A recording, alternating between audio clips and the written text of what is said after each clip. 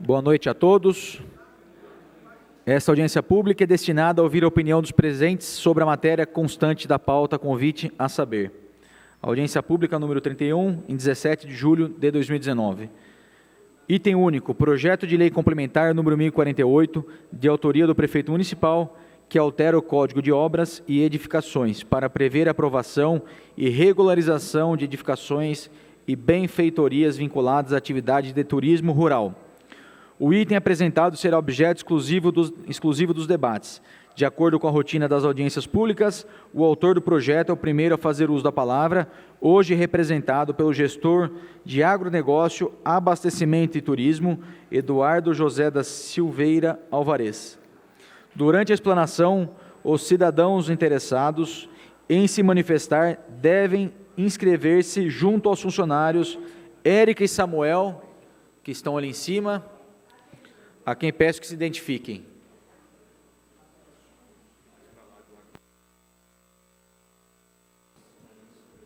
Então, a Érica e o Samuel estão ali na recepção. Então, quem quiser se inscrever, podem ficar à vontade para pedir a inscrição. Lembrando que as inscrições encerram-se às 19h30. Os inscritos poderão, então, fazer uso da palavra por até 5 minutos. Em seguida, a palavra será aberta aos vereadores interessados. Ao final, novamente, a palavra é dada ao gestor Eduardo Alvarez para, se o caso, responder os questionamentos e fazer as considerações finais. Então, agradeço a presença de todos que estão aqui acompanhando e valorizando essa audiência pública. Aqui eu gostaria de citar o Daniel Mota, que está ali em cima, presidente do Conselho Municipal de Política Territorial, Gilberto Bardi Filho, presidente do Conselho Municipal de Desenvolvimento Rural, Silvio Pinheiro, Sindicato Patronal Rural, Rafael Mazo, presidente da Associação dos Moradores do Caxambu, Silva Merlo, presidente do CONDEMA, do Conselho Municipal de Defesa do Meio Ambiente, e a Raquel Carnivale, presidente do Conselho de Gestão da Serra do Japi. Se eu esqueci de mencionar alguém, peço desculpa e peço que se identifiquem.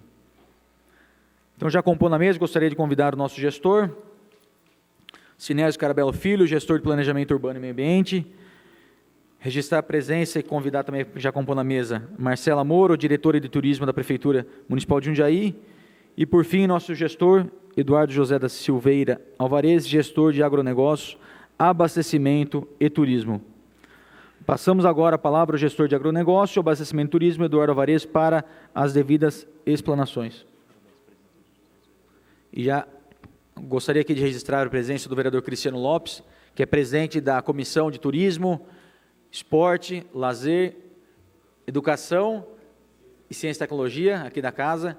Muito obrigado pela presença. Eu vou ter que sair mais cedo, eu vou pedir a gentileza para que ele conduza aqui a nossa audiência pública, ao vereador ex-presidente da Câmara, Gustavo Martinelli, que também tem uma atuação muito forte em relação à preservação do meio ambiente, tem um projeto de congelamento da Serra do Japi, e o vereador Dica Chique, também que está sempre presente conosco. Muito obrigado pela presença. Então, eu passo a palavra ao nosso gestor Eduardo Alvarez, e já peço ao Cristiano que possa aqui assumir a presidência, por favor.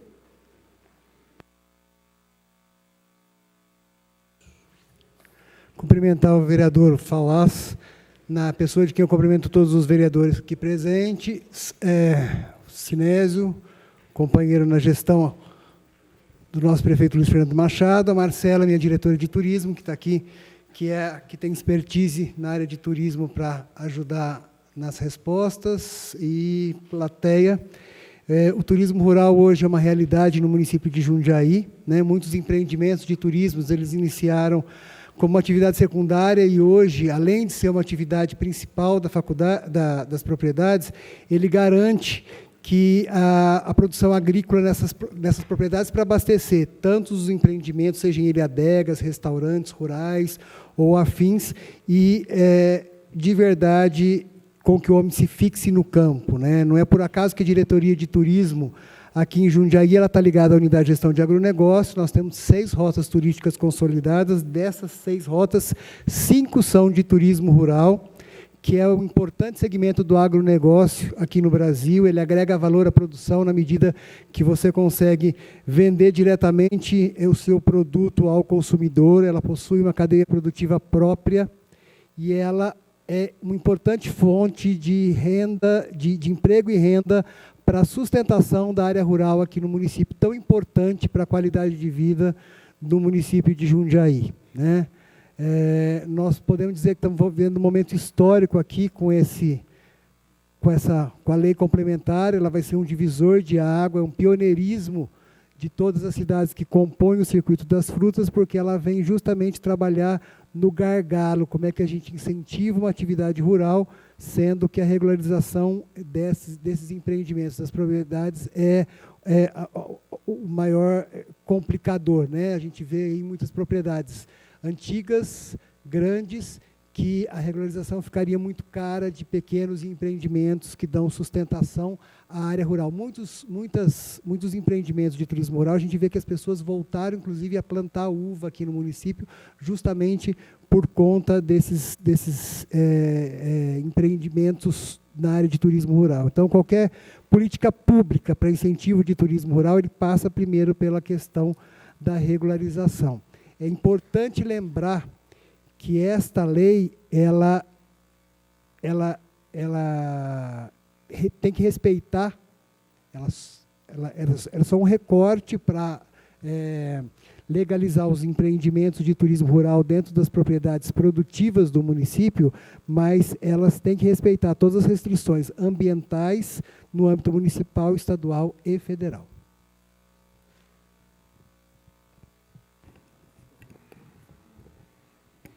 Bom, boa noite a todos, cumprimento a todos pela presença, mais uma vez aqui agradecer ao vereador e presidente dessa casa, Paulo Astarra, pela oportunidade de estar presidindo com vocês essa sessão, ao vereador Gustavo Martinelli, ao vereador Dick Chique pela presença, e cumprimentar realmente a todos que estão aqui, um debate importante, onde podemos ter um avanço também importante na área do turismo aqui do nosso município, uma cidade conhecida e reconhecida pelos feitos que fazem na questão rural, e eu acho que o tema vale um debate muito importante. Além disso, estamos transmitindo aqui também pela TV Câmara, né, para que as pessoas que não possam estar nesta quarta-feira conosco, poder acompanhar todos os nossos trabalhos nas nossas casas. Convido a fazer o uso da palavra, se quiser usar a tribuna, fique à vontade também, o professor Sinésio.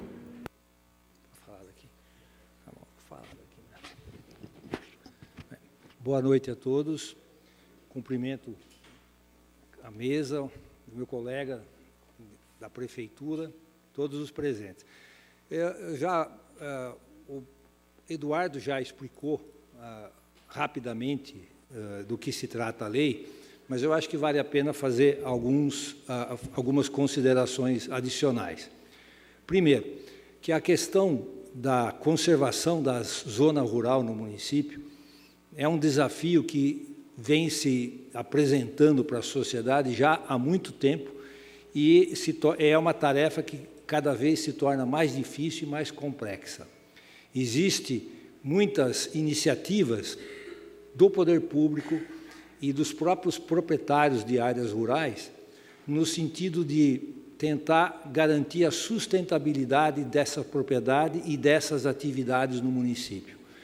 As pessoas têm enfrentado muitas dificuldades em virtude da escassez de mão de obra, da pressão do mercado imobiliário, enfim, de todas as dificuldades para que a atividade exclusivamente agrícola consiga manter a propriedade e consiga dar aos seus proprietários condições de vida minimamente satisfatórias. O Circuito das Frutas representa uma dessas ações que foram realizadas no passado, de comum, em parceria entre a própria população, os maiores interessados e o poder público. Mas é preciso avançar nesse sentido. E o próprio Circuito das Frutas fez com que surgissem, em determinadas propriedades rurais, pequenos estabelecimentos de comércio, onde se vende produtos artesanais, o vinho fabricado aqui, enfim, onde se pratica uma atividade de turismo relacionada à produção agrícola ou relacionada à atividade rural. Essas novas atividades têm garantido meios de manter a própria propriedade. E esse projeto de lei vem nesse sentido.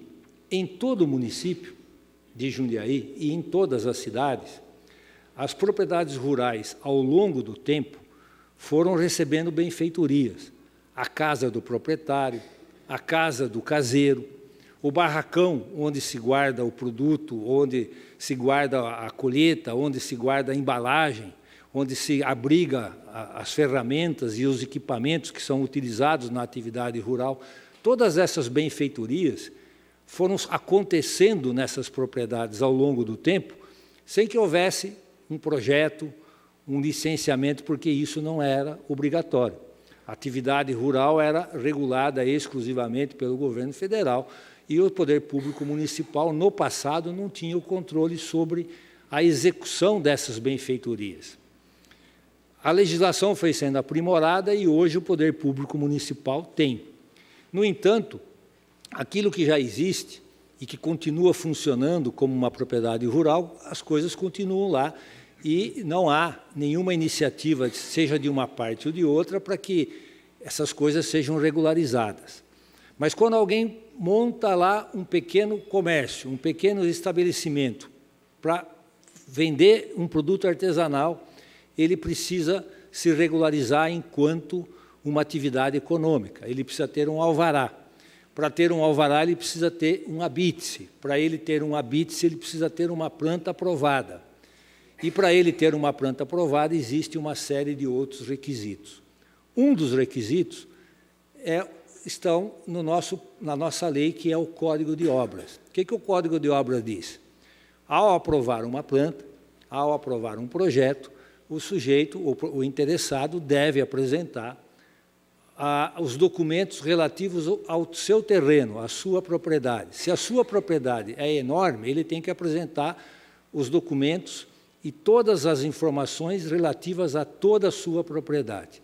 Então, quando alguém coloca numa propriedade rural um pequeno estabelecimento, uma pequena cantina, usando uma área de 1.000 metros quadrados, 2.000 metros quadrados, dentro de uma propriedade que tem 100.000 metros quadrados, pela legislação atual, ele é obrigado a apresentar a planta da propriedade com 100.000 metros quadrados, com todas as informações, com todas as benfeitorias que já tem ali dentro, e arcar com todas as despesas para promover essa regularização. Isso acaba representando um custo e um trabalho extremamente oneroso que desestimula as pessoas a fazerem isso, e quando não desestimula, inviabiliza, de fato, por questões financeiras, a realização dessa tarefa. O que esse projeto de lei pretende fazer? Ele não altera, primeiro, não altera as condições de permissibilidade de uso, ele não interfere no plano diretor, não interfere em nenhuma legislação que trata da permissibilidade de uso. Se uma atividade é ou não permitida naquele lugar, quem diz não é o Código de Obras, é o plano diretor, é a lei de uso do solo. E a lei de uso do solo não está em discussão nesse projeto de lei. Não há nenhuma alteração na lei de uso do solo. O que esse projeto de lei permite é que a pessoa identifique dentro da sua propriedade qual é a área que está vinculada àquela atividade comercial que ele quer exercer. E nesta área, ele vai fazer o projeto. Nesta área, vai apresentar um projeto que, dentro desta área, atenda todos os índices que são estabelecidos pela lei de uso do solo, pelo plano diretor, pela lei que vigora no lugar onde ele estiver, atenda todos os índices para que ele possa se regularizar. Se em cada módulo da propriedade todos os índices são atendidos, então, no total da propriedade, também os índices serão atendidos. Então, é só para explicar isso. O que a lei pretende é ser mais um estímulo para viabilizar a sustentabilidade das propriedades rurais no município, em primeiro lugar. Em segundo lugar, não interfere em absolutamente nada nas condições de permissibilidade de uso do solo, nem na cidade como um todo e nem na Serra do Japi, que hoje tem uma lei específica que trata do uso do solo e da questão da preservação do território, além da lei do congelamento. Nada disso, absolutamente nada disso, é alterado por esse projeto de lei. O projeto de lei não interfere nessas coisas. Mesmo fora da Serra do Japi, o sujeito tem uma propriedade rural onde ele quer colocar um determinado estabelecimento que, pelo plano diretor, não é permitido. Então, essa lei aqui também não vai passar a permitir. Se o plano diretor diz que aquele uso naquele lugar não é permitido, continuará não sendo permitido. Não é esta lei que vai mudar as condições de permissibilidade. A única coisa que ela altera, a forma de aprovar, a forma de regularizar a edificação que já existe ou de aprovar uma nova edificação, desde que atendidos todos os demais requisitos que estão listados na lei e que estabelecem necessariamente um vínculo entre a atividade pretendida e a propriedade rural e a atividade rural. Então, eu acho que era isso que precisava apenas acrescentar ao esclarecimento do Eduardo. Muito obrigado.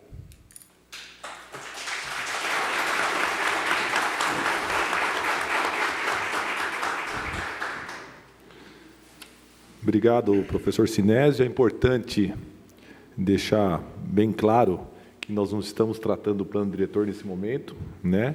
Estamos tratando um código de obra e tratando de um programa de turismo, de fomento ao turismo no município. Então, são assuntos que devem ser separados para que a gente não confunda as pessoas quando o tema de turismo rural esteja aqui em debate.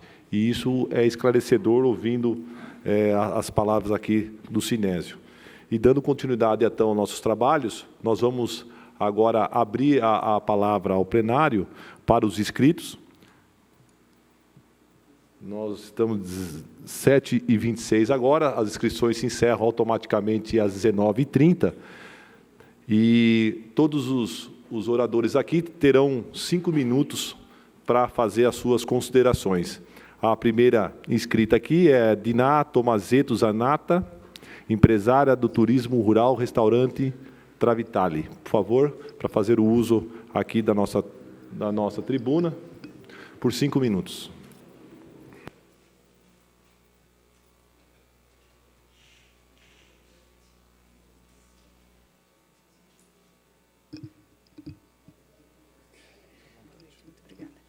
Boa noite a todos. Gostaria de agradecer a oportunidade de poder expor o meu caso aqui, que é, com certeza, também o caso de várias pessoas aqui presentes. Eu tenho um restaurante há 8 anos, num bairro rural, e, como foi bem explicado aqui pelos gestores, fomentando o turismo rural, e também dando oportunidades de trabalho e ampliando também o turismo para outras cidades, para trazer o turismo aqui para Jundiaí. Há 8 anos que eu tento esse alvará, ainda estou com o alvará provisório, mas foi nessa sequência. Temos a certidão de uso de solo aprovada, temos o AVCB do bombeiro em dia, temos a vigilância sanitária em dia, todos os nossos impostos em dia, e não consigo o alvará por conta dessa dificuldade, dessa falta de legislação para esse tipo de comércio. Esse ano, o que aconteceu foi que desmembraram 1.000 metros do sítio todo, e há 2 anos eu estou pagando o IPTU referente a 1.000 metros onde tem o estabelecimento. Eu imaginei que, com isso, eu pudesse receber o alvará, mas não consigo. Trava naquele momento que o professor Sinésio falou. Quando nós apresentamos o projeto, ele não é aprovado. Não temos o habite-se, portanto, não conseguimos o alvará. É de interesse total que eu tenha, que nós, proprietários de restaurantes, tenhamos esse alvará. Eu quero estar de acordo com a lei sempre, mas não estamos conseguindo. Por isso, peço muita atenção para esse projeto, super importante para quem está estabelecido aí com o comércio dentro do sítio. Acho que é isso. Muito obrigada. Obrigada à mesa.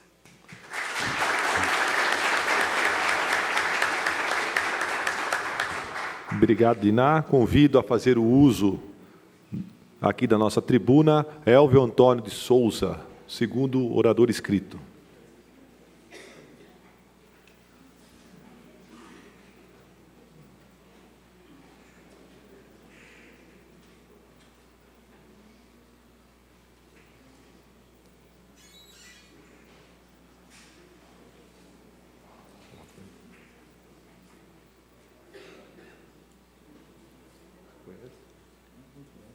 Senhores, obrigado pela oportunidade à mesa, aos ilustres vereadores e a todos os munícipes que aqui participam. O professor Sinésio deixou bem claro que essa lei ela é totalmente diversificada da lei da gestão da Serra do Japi. Só que, infelizmente, como foi exposto pela proprietária do restaurante anterior, ela nunca vai conseguir se nós não mudarmos essa lei da gestão do Japi. Pode vir lei que for, porque quando chegar no momento da análise dos órgãos competentes da prefeitura para liberar o alvará, ele vai travar na lei. Está lá, ocupação de pessoas por tamanho de área. Nós estamos ali, o sítio, o pesqueiro Gambini também tentando regularizar, não consegue. Porque, pelo índice de ocupação, ele pode colocar só 47 pessoas lá dentro. Então, se nós não mudarmos a Lei 417, nós não vamos conseguir nada.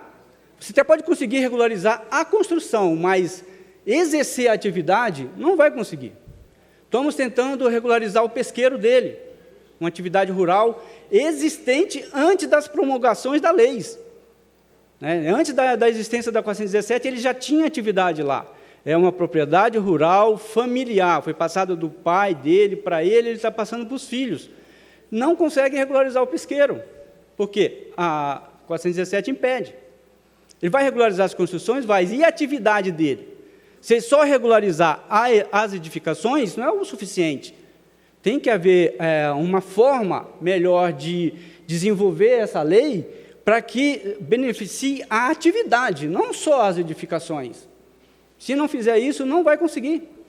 E sendo que na 417 está lá, recreação e lazer, é permitido, desde que apresente um projeto. Nós estamos apresentando um projeto e não está conseguindo. Por quê? Bate lá na lei que prorrogou o prazo por mais 5 anos, proibição de pesqueiro. Então, eu acho que aquela lei que prorrogou a 417 deveria ser colocado lá implementação de novos pesqueiros, mas aqueles que já existiam, que se regularize. É muito melhor para o município, e até pela questão do ecoturismo e o turismo rural, que se tenha essas atividades regularizadas do que a margem da lei. E outro, a lei ela se torna perversa, porque se ele não conseguir regularizar, ele não vai conseguir prover o sustento da família, que já vinha do pai dele, passou para ele e agora está passando para os filhos. Então, ele vai fechar as portas e aí vai trabalhar com o quê? Vai prover o sustento da família de que forma? Sendo que ele já existia antes da promulgação da lei e tinha toda a documentação pertinente e necessária na época para uma atividade de pesqueiro. Talvez seja um caso ímpar dele ou de outros dos senhores. No caso de restaurante e outras atividades que certamente devem existir.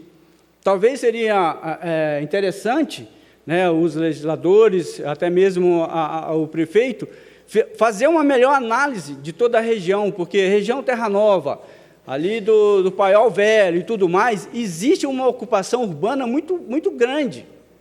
E todo mundo tem uma atividade, todo mundo quer exercer uma atividade, qualquer que seja, desde que atenda, que nem o professor Sinésio falou, a legislação ambiental federal, estadual e municipal. Só que as legislações ambientais federal e estadual, não proíbe nada. Tem as suas restrições, mas não proíbe. Chega uma lei municipal e amarra os braços de quem quer produzir. Totalmente. Não tem como. Então, se a gente analisar melhor, se nós formos analisar essa lei com mais afinco, não é só a regularização da construção para a prefeitura chegar e cobrar IPTU. Deveria regularizar a atividade, prever a regularização da atividade. Aqueles que já existiu antes das promulgações das leis, que eles consigam regularizar as suas propriedades. Não só as edificações, mas a sua atividade, qualquer que seja. Ah, mas essa atividade produz um resíduo tóxico. Faz o descarte correto. Ele apresenta um projeto para fazer o descarte correto. Quem tem pesqueiro sabe que existe a captação de água limpa e, quando ele for devolver essa água, existe uma contaminação. Ele que providencia um tanque de decantação. Bem, obrigado aí pelo tempo.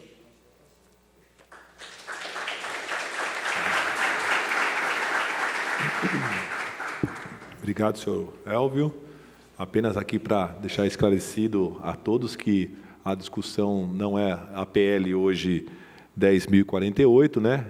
Aliás, estamos discutindo a PL 10.048, não a 417, mas isso não deixa de mostrar a importância de uma futura revisão da 417, até porque são empreendimentos antigos que já faziam parte do quadro do município e, de repente, uma lei acaba tendo essa discordância daquelas atividades já realizadas. Mas fica aqui uma sugestão para casa, para que esse debate da 417 seja feito num momento oportuno, para que a gente possa realmente levantar todos os pontos necessários para uma nova discussão e, quem sabe, alguma alteração que continue, inclusive, protegendo a nossa Serra do Japi.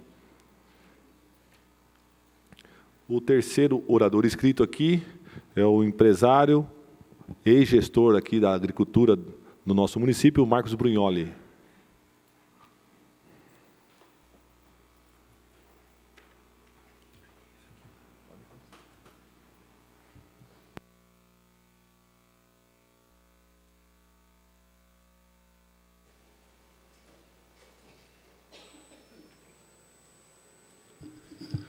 Boa noite, Cristiano Lopes, quem preside a sessão hoje, novos vereadores, Eduardo, Sinésio, Marcela, e a todos presentes. Eu só vim para complementar um pouco do que a importância dessa lei para o nosso município e qual é a importância também para a preservação das áreas onde existe o empreendimento de turismo rural. Por mais que se fale que vai ter um empreendimento que não vai ter preservação, é muito pelo contrário. Quando se faz um empreendimento na área rural, o proprietário ele não vai, de maneira nenhuma, degradar aquela área. Haja visto o restante da Diná. Muito pelo contrário, ele vai plantar mais árvores, ele vai deixar a área mais bonita para o turista, porque é isso que o turista quer, na verdade. Ele quer sair de uma área urbanizada e ir para uma área toda com floresta, com verde e preservada.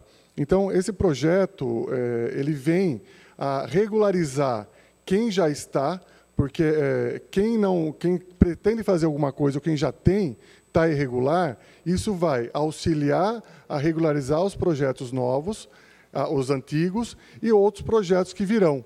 Que nós sabemos que hoje que o turismo é uma das fontes de rendas mais limpas que tem para um município. E nossa Jundiaí está crescendo na área do turismo e do turismo rural muito. Então, nós temos que fazer um crescimento ordenado. E esse projeto vem, Eduardo, acho que é muito próprio na ocasião, onde o crescimento está em expansão, para regularizar e de novos empreendimentos que virão. É muito importante, não só para mim, para todos, acho que a maioria que estão aqui, que querem regularizar ou querem implementar novos empreendimentos. É isso que eu teria para falar, só para os novos vereadores se atentar a isso e, consequentemente, vir a aprovação dessa lei. Muito obrigado.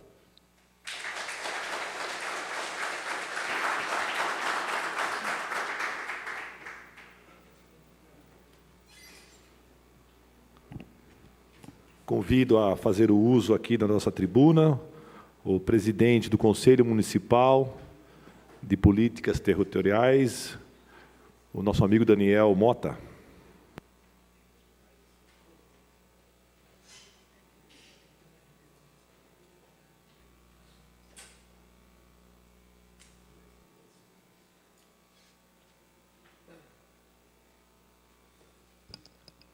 Boa noite a todos. Antes de mais nada, parabenizar a Prefeitura pela iniciativa de fomentar o uso da zona rural e de que as pessoas se mantenham nas suas propriedades e que as tornem cada vez mais produtivas e atrativas para a cidade como um todo.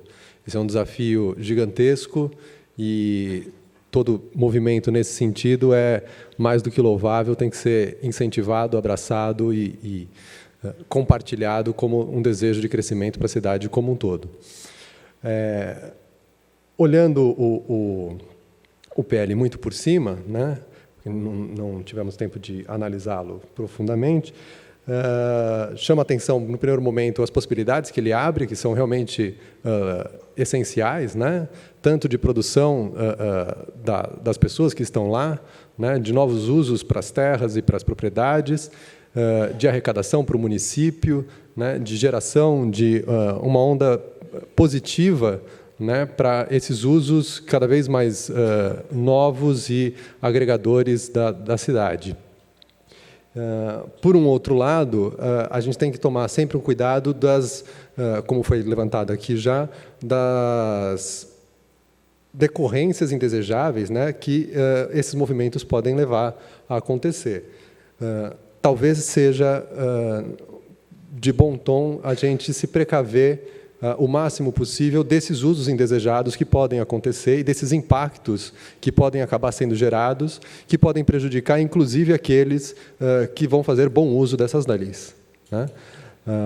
Dessa forma, eu acho que seria muito salutar para todos nós se a gente conseguisse ter algum tipo de levantamento de quantos pedidos a gente tem de aprovação, por exemplo, que significam novos empreendimentos, novos empreendedores querendo utilizar a terra de uma maneira que não conseguem, né?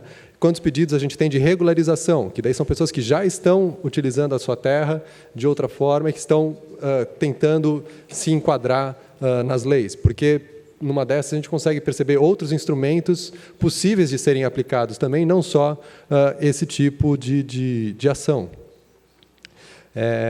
O uso do território também tem que ser levado em consideração.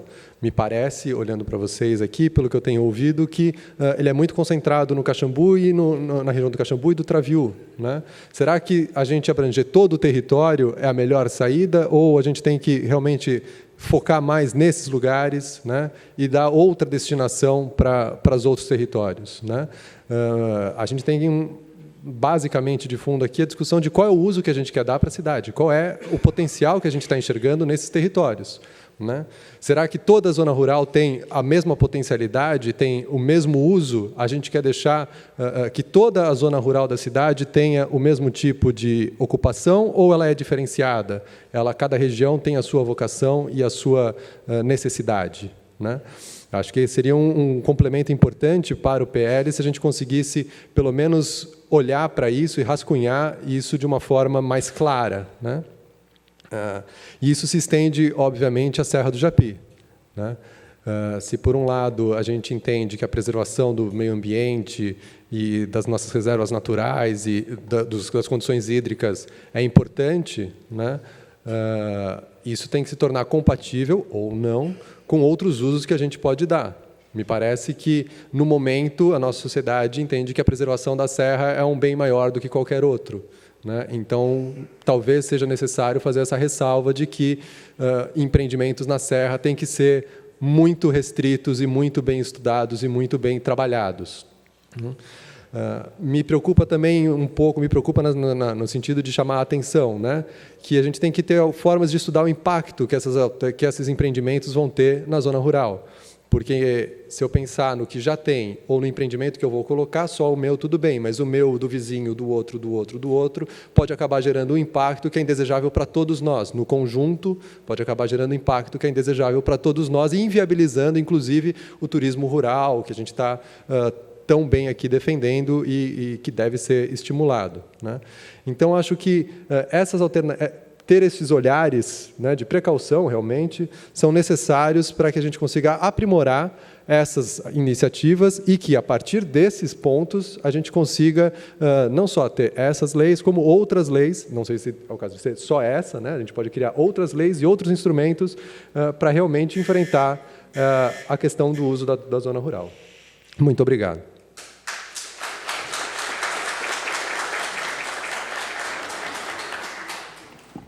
Obrigado, Daniel. Convido agora a fazer o uso aqui da nossa tribuna, Jorge Antoni ou Antoni? Antoni.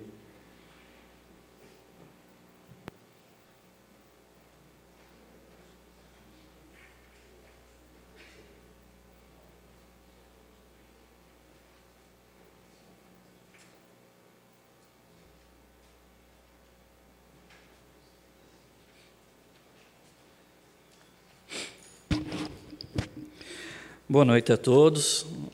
Boa noite a Cristiano Lopes. Boa noite aos da mesa. Eu entrei no site da Câmara Municipal aqui, e fiquei interessado pelo projeto. Não tenho propriedade na área rural, sou comerciante aqui no centro de Jundiaí. E todo mundo sabe que a economia do país enfrenta uma dificuldade que todos estão passando, de certa maneira, alguma dificuldade econômica, e é a preocupação de todos, eu acredito que todos têm alguém que precisa de emprego, e precisa trabalhar um pouco mais, e tem que apertar um pouquinho aqui, um pouquinho ali com a sua renda.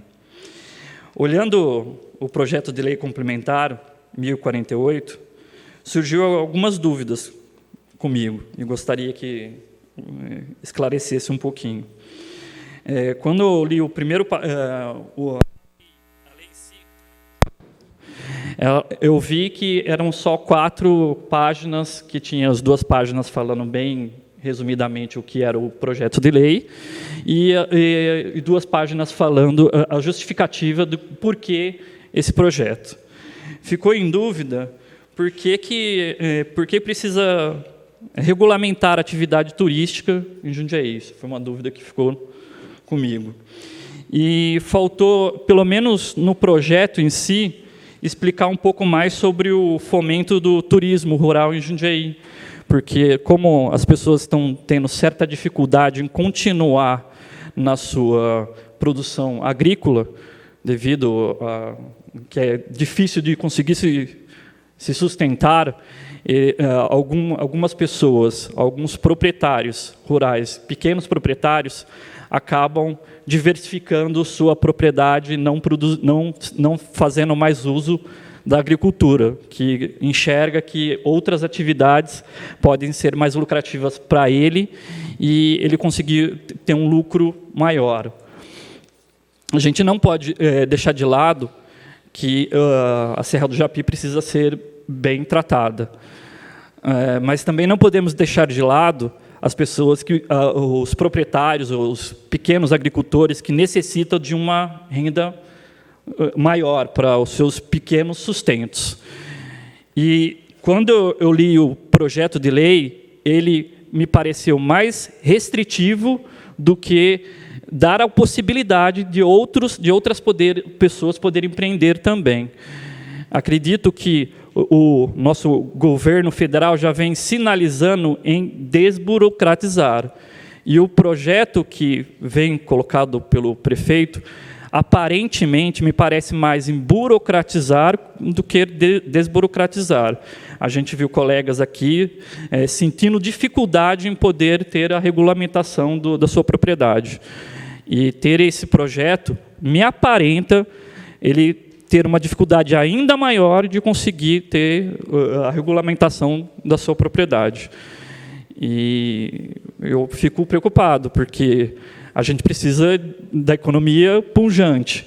E ter uma cidade aqui entre São Paulo e Campinas, com muitas restrições para que outras pessoas possam empreender aqui, fica difícil ter mais pessoas. Outra dúvida que eu também tive no projeto é que ele menciona o artigo 28. Eu não consegui achar o artigo 28 no projeto, tive dificuldade de achar. E eu não entendi por que deve identificar a porção da propriedade que ia vincular o exercício da atividade que ele pretende fazer. Por que ele precisa identificar isso? E aí, outra dúvida que eu tive, por que não estudar uma maneira de fazer com que as construções consolidadas pré-existentes de lei complementar número 174 também não se regularize ou deixe os entrantes, ou em contrapartida, os entrantes façam o mesmo para igualar a concorrência. Porque, pelo que eu entendi no projeto, os que já construíram, eles não precisam se regulamentar, porque ele já tem lá a construção, então vai ficar muito custoso ele se regulamentar. Mas só que aí ele está em vantagem em relação à pessoa que quer empreender, porque como ele já tem a construção, então ele não precisa fazer mais nada. Quer dizer, ele precisa fazer pouco. Agora, a pessoa que quer entrar não vai conseguir chegar ao ponto dele. E só para finalizar, só mais um minutinho aqui, presidente, rapidinho. Eu achei um pouquinho que, em vez de você possibilitar o novo empreendedor conseguir empreender, a lei me aparentou prejudicar as pessoas que querem empreender, não dar a possibilidade das pessoas mais carentes conseguirem outras possibilidades. Obrigado aí pela oportunidade, uma boa noite. De bom.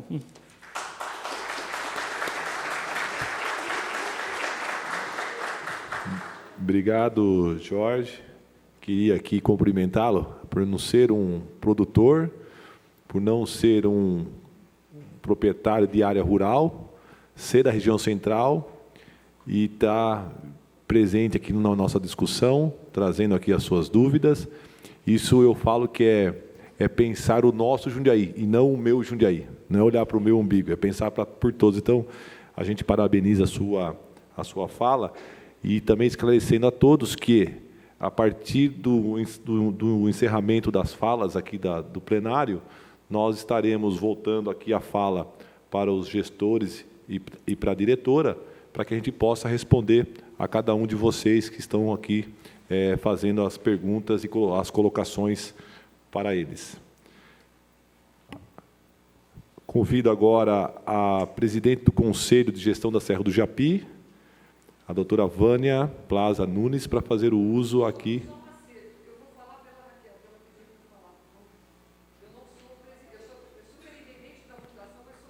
Tudo bem. Já está esclarecido.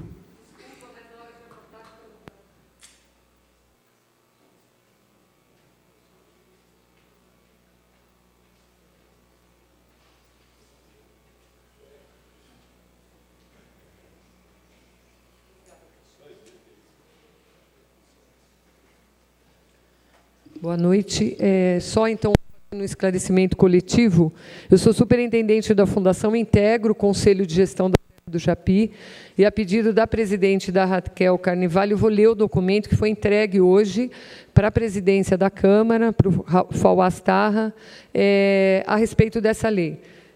Só fazendo uma consideração que a Raquel me pediu agora, nós não recebemos esse projeto de lei para nossa análise na Câmara Técnica, nem na Câmara Técnica e nem no Conselho de Gestão da Serra do Japi. Jundiaí, 17 de julho de 2019. O excelentíssimo senhor Fauaz Tarra, presidente da Câmara Municipal de Jundiaí. Prezado senhor, em atenção ao conteúdo do projeto da Lei Complementar 1048 e em virtude do dever desse Conselho de assegurar a gestão participativa do território de gestão da Serra do Japi, zelando por seu ordenamento territorial, uso compatível às designações das zonas de preservação, restauração, recuperação ambiental e conservação ambiental, e por seus recursos naturais, vimos por meio deste realizar as seguintes ponderações. Considerando que a área do território de gestão da Serra do Japi obedece à legislação própria, a Lei Complementar 417 de 2004, que estabelece o sistema de zoneamento e as condições para uso e ocupação do solo da região.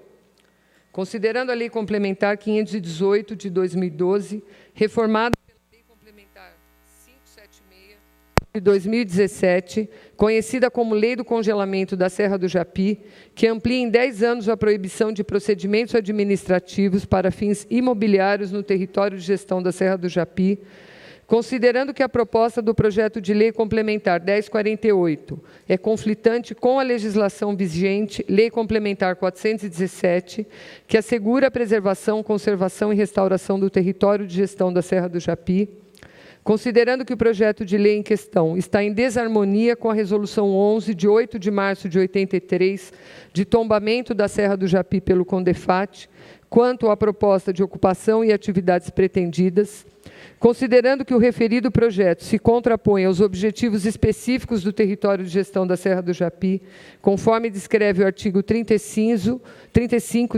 inciso 1 e 14 da Lei 8.683, de 2016, o Plano Diretor, considerando que o projeto de lei aqui discutido prevê a aprovação e regularização de edificações e benfeitorias vinculadas a atividades de turismo rural nas zonas de vida e conservação silvestre do território de gestão da Serra do Japi, refutando os artigos 16 e 18 do Decreto Estadual 42.284 de 98, considerando que o território de gestão da Serra do Japi oferece alta vulnerabilidade pela complexidade e existência da vida silvestre, de fauna e flora, e pela complexa relação estabelecida no ecossistema, que garante a manutenção de serviços ambientais e ecológicos, como estabilidade climática, manutenção dos recursos hídricos e qualidade de vida. Considerando que outras áreas rurais do município têm vocação turística, particularidades ambientais, sociais e estruturais mais compatíveis com a proposta do projeto 1048 do que o território de gestão da Serra do Japi.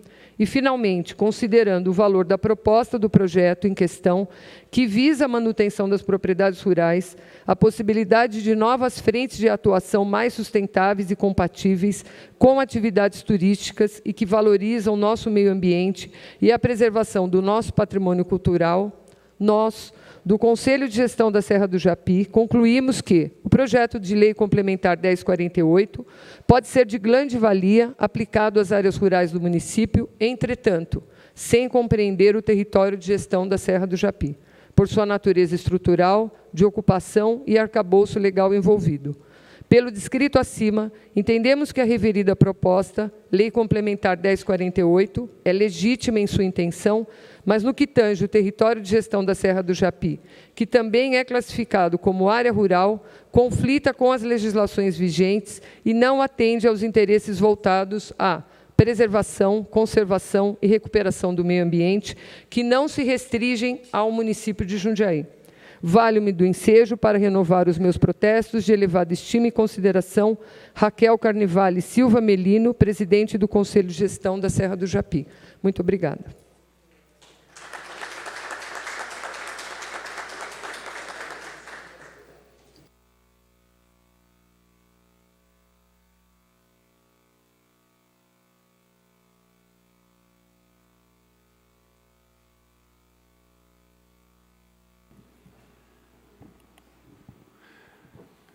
Obrigado, doutora Vânia. Convido aqui a fazer o uso da nossa tribuna, Thaís Oste, Associação Waldorf Angelim, vice-presidente.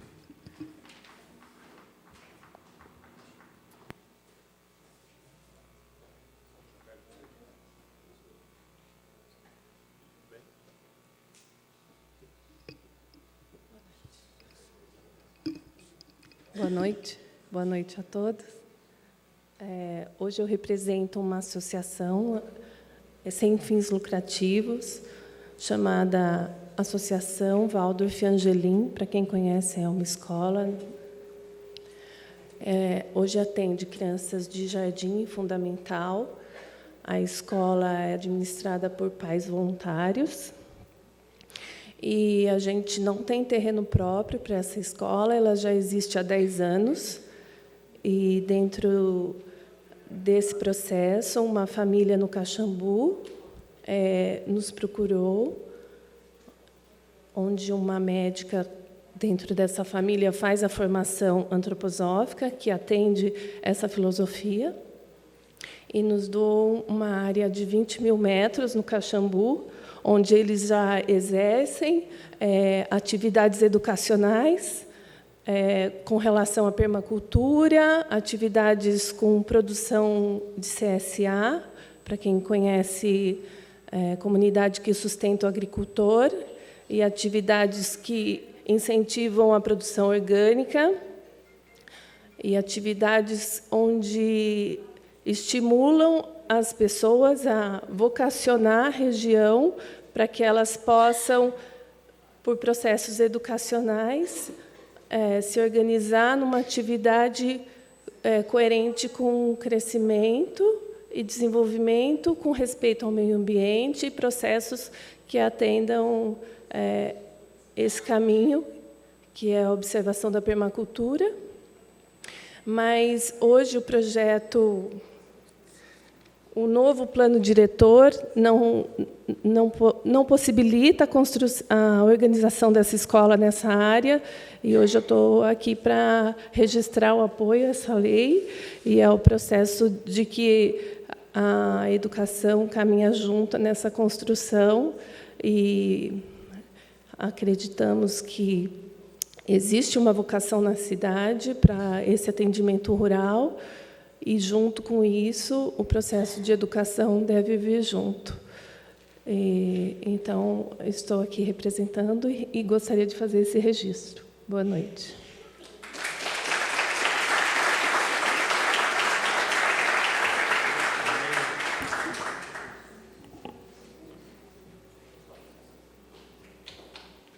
Obrigado, Thaís.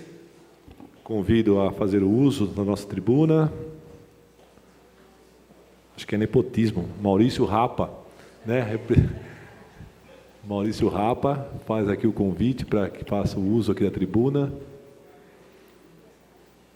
representando aqui a Sapori Produtos de Alimentos.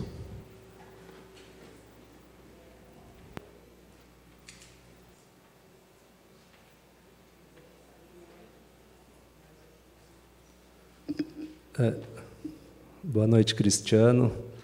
Boa noite, Sinésio. Boa noite, Gustavo.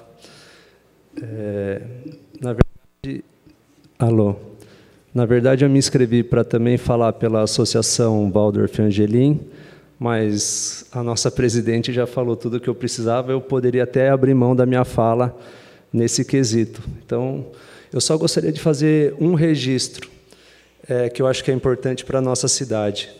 Aliás, 2 registros. Depois da fala do Daniel, eu gostaria de fazer 2 registros. O primeiro, em relação à Associação Waldorf Angelim, que ela recebeu a doação de um terreno em área rural, mas, como a Thaís já disse, nós também já tivemos a possibilidade, lá com o Galvão, construir essa escola numa área lá do seu Anísio Brugnoli, parente aqui do Marcos Brugnoli, e, infelizmente, a gente ainda não conseguiu estruturar a nossa escola em área rural. Eu, particularmente, às vezes eu me sinto até envergonhado de ter sido delegado do novo plano diretor, junto com o Daniel, junto com o Silvio, e a gente ter comido essa bola mesmo, porque eu acho um absurdo a gente não poder fazer uma escola em área rural. É uma escola que daria para fazer frente a escolas nível Dante Alighieri, nível Porto Seguro, até alemão, as nossas crianças aprendem na nossa escola, para vocês terem um nível de... E o que mais me impressiona, o que mais me anima e motiva nessa escola é que as crianças que estão lá também não são crianças de um poder aquisitivo alto, são crianças que recebem bolsas, doações mesmo, e tem uma miscigenação, uma mistura mesmo de classes sociais nessa escola, o que me anima muito. Tipo SESI, Hanna, quando a gente estudava lá no SESI. Então, eu gostaria só de fazer esse registro, em primeiro lugar, e parabenizar muito ao Sinésio por estar fazendo essa lei também, que eu acho que vai melhorar muito toda a área rural. Nós temos uma fábrica também, que daí eu abro mão, porque eu acho que não tem nada a ver com o nosso caso da Sapori, que a Sapori está em Jarinu. Então, não vem ao caso que eu queria falar, eu acho que retiro mesmo a nossa fala. E assim, o Angelim vai dar certo. eu tenho certeza, porque eu acompanho de perto essa história. E, se não der certo em Jundiaí, vai dar certo em Jarinu, porque a escola também já recebeu a doação, a intenção de doação de uma área maior e melhor que essa área no Caxambu, só que eu acho muito ruim, porque a localização, as famílias estão em Jundiaí. Nós vamos perder uma escola para Jarinu. Então, eu acho que não vejo muito problema. Eu acho que a cidade perde, não a escola. A escola vai ganhar, uma iniciativa maravilhosa. Tá? E também ao Daniel, depois da fala do Daniel, parabéns também, mas de verdade, às vezes eu me sinto envergonhado pelo trabalho que a gente não conseguiu desenvolver junto com o CIESP, junto com a PROEMP, junto com a Associação dos Corretores de Imóveis, que não são pessoas do mal, pelo contrário, são pessoas do bem, que tentaram fazer com que o plano diretor não tivesse todos os problemas que hoje a nossa cidade vem encontrando. Agora, cabe ao Sinésio a missão de melhorar isso, tá bom? Boa noite a todos e muito obrigado. Obrigado, Maurício Rapa. E tenho a liberdade de brincar com o Maurício, porque, além de um excelente empresário, o Maurício está aí, são amigos meus pessoais, e para nós é uma honra recebê-los aqui na Câmara Municipal, podendo defender projetos da educação que tanto nós precisamos no nosso país. Eu convido a fazer o uso agora aqui da nossa tribuna, presidente do Conselho Municipal de Defesa do Meio Ambiente, Silvia Merlo.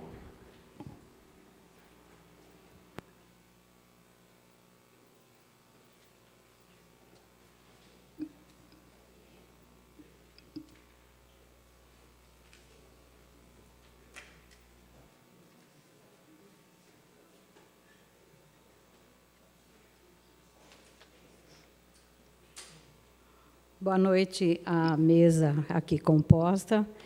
Boa noite a todos os presentes. Estou aqui em nome do Conselho Municipal de Defesa do Meio Ambiente de Jundiaí.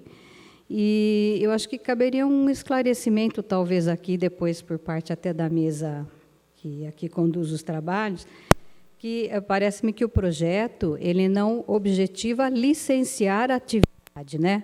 Parece que o objetivo do projeto é regularizar a edificação, né? Eu acho que isso é uma coisa que tem que ficar bem clara, né? E que essa edificação ela esteja relacionada a uma atividade rural, né? Numa zona rural, né? Uma atividade turística, desculpe, né? Então, acho que é importante frisar bem isso. Bom, na verdade, assim, o Conselho também não recebeu o projeto de lei. Vocês estão me ouvindo? Está dando algum problema? Tá. Ele não recebeu o projeto de lei, mas nós recebemos o convite aqui do presidente da casa, nós acessamos a lei e fizemos também, assim como o Daniel, uma breve análise, né? E nós também concluímos que a iniciativa merece elogios, né? A iniciativa do projeto do Executivo merece elogios, uma vez que ela procura soluções para a ordenação das áreas turísticas rurais do município, servindo de estímulo às atividades de turismo rural, destacando as mais vocacionadas. Nós temos a exemplo da região Caxambu, região Traviú, né? Que nós temos aí muito conhecida pela culinária, as frutas, vinhedos, vinhos artesanais, etc. Só que, em que pese essa boa intenção da iniciativa, a qual nós aplaudimos, nós entendemos que esse projeto ele merece um aperfeiçoamento, a nosso ver, a fim de que ele possa se tornar profícuo lá na frente. Então, por exemplo, nós apontamos aqui três itens que nós entendemos que deveriam ser melhor analisados. Por exemplo, que a lei seja um pouco mais específica. Nós estamos achando a lei um pouco abrangente demais. Para quê? Para que ela possa ser auto-aplicável. Né? Eu gosto muito de lei que a gente não precise ficar regulamentando, aí regulamenta com isso, faz aquilo, e aí torna todo o processo muito mais burocrático. Né? Então, para que ela possa ser auto-aplicável e para que não evite questionamentos e interpretações equivocadas. Então, eu pediria essa atenção por parte de quem está propondo essa lei, no caso, o Executivo, né, que pudesse, então, analisar essa questão.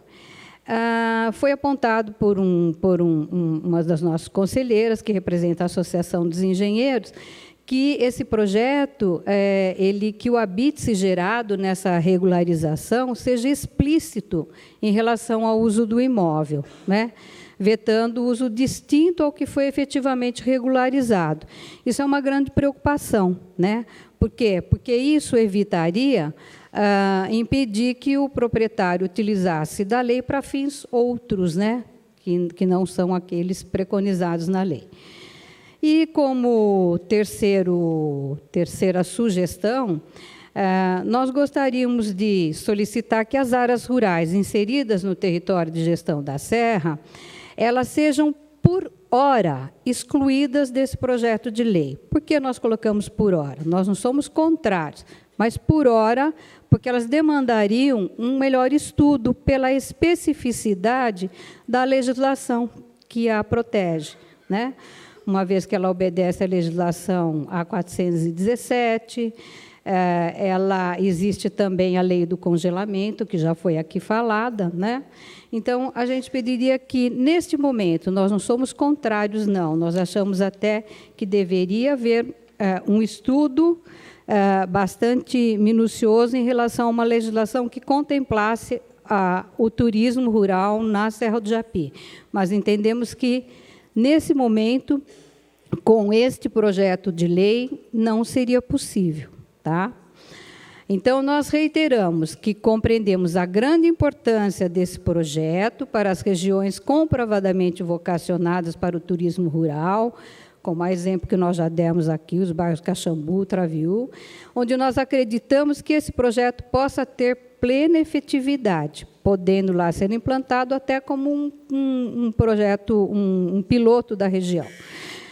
Só finalizando, então, o Conselho se coloca à disposição para ampliar o debate junto ao Executivo, a fim de aperfeiçoar a legislação que nós entendemos de grande importância para o turismo do município de Jundiaí. Então, estamos à disposição para continuarmos no debate, ok? E agradeço os esclarecimentos aí do Sinésio também, que acho que foi muito bom para a gente. Tá? Obrigada.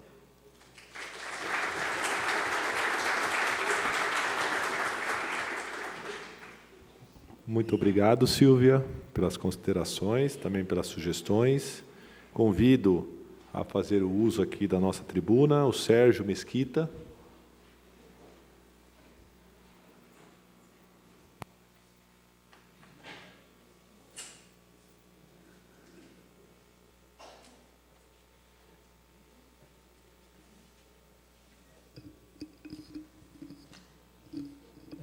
Boa noite aos que compõem a mesa, boa noite a todos os presentes.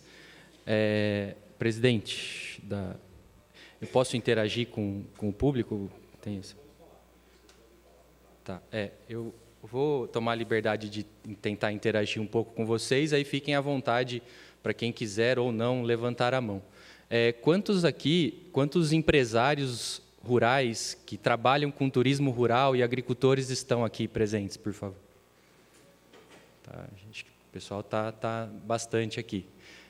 Desses, quantos estão na Serra do Japi? A gente vê que tem um número significativo de empresários rurais na Serra do Japi. Então, acho que a gente tem que ter cuidado e atenção para não tampar o sol com a peneira, né? Acho que o projeto tem que também contemplar a área da Serra do Japi, porque, como o gestor Eduardo bem disse, esse projeto de lei ele não vai passar por cima das leis, principalmente ambientais, federais, estaduais e municipais. O objetivo é beneficiar a todos os empresários de toda a área rural do município, inclusive de quem está lá na Serra do Japi, que recebeu a propriedade de herança do bisavô, do avô, e aí ele não vai poder desenvolver a atividade dele e ter a renda dele. Então, parabenizar a iniciativa de todos que trabalharam nesse projeto de lei. ele é muito importante, vem regularizar uma atividade que é significativa no município, que só tende a crescer e a ficar cada vez melhor. E a gente tem inúmeros exemplos por todo o Brasil. Eu tive a oportunidade agora de, nos dias de folga, ir para o Rio Grande do Sul, lá no Vale dos Vinhedos. E é uma zona rural com vinícolas pequenas, médias, grandes, que tem toda uma estrutura, que a atividade é regulamentada, que segue legislação ambiental. Eu tenho certeza que a lei e o objetivo de quem a escreveu não é de modo algum que os empreendimentos na zona rural prejudiquem os moradores da zona rural, o meio ambiente na zona rural. Muito pelo contrário, se você tem um empreendimento que respeita o que os técnicos colocaram na lei, né, que são pessoas capacitadas, que escreveram, que estudaram, que analisaram, esse empreendimento só vai trazer benefício, não prejuízo. Pelo menos eu entendo que esse é o objetivo dos que legislaram e principalmente dos empresários. Eu, graças a Deus, tenho um ótimo relacionamento com todos os agricultores do município e eu posso falar com toda certeza que todos os agricultores respeitam o meio ambiente, querem sempre preservar e produzir da melhor maneira possível, né? Então, parabéns pela iniciativa e peço que os vereadores aqui presentes, né, transmitam essa mensagem aos demais vereadores, né, da importância dessa lei para a gente avançar no sentido aí do turismo rural e da agricultura no município. Obrigado, boa noite.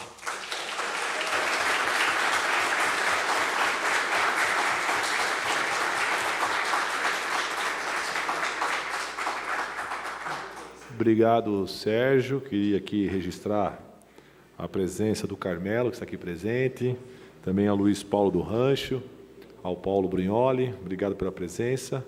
Convido aqui a fazer o uso da palavra também o Silvio Duarte. Silvio Duarte, por favor.